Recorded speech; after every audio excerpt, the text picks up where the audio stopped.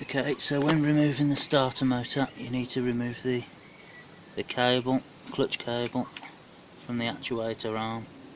If you just push that forward with a screwdriver or something, get somebody to take the clutch cable out with just a nip on with a pair of pliers. That's the easiest way to do it.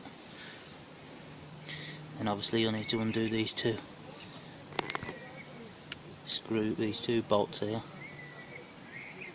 and the cable.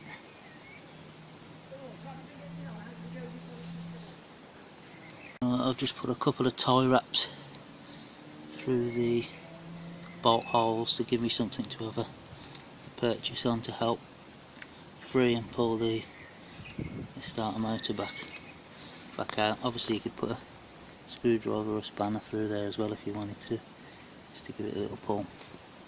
You can also give it a push from the front if you're having trouble pulling it out from the back, or you could even tap it with if you've got a thin piece of wood with a mallet. It is really stuck. Okay, so we've got our old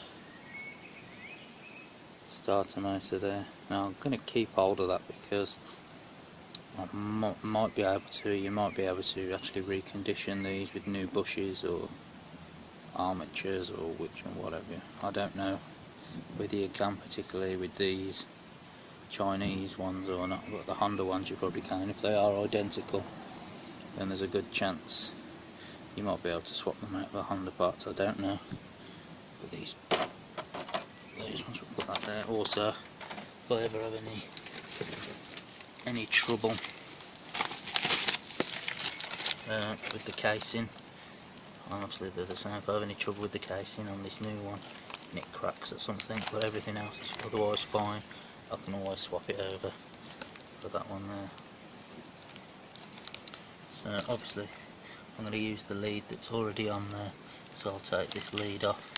The new one does come with a lead, but I'll just take that off and just use the one that's already on there. Just give it a bit of a rock from side to side. That's just to locate the teeth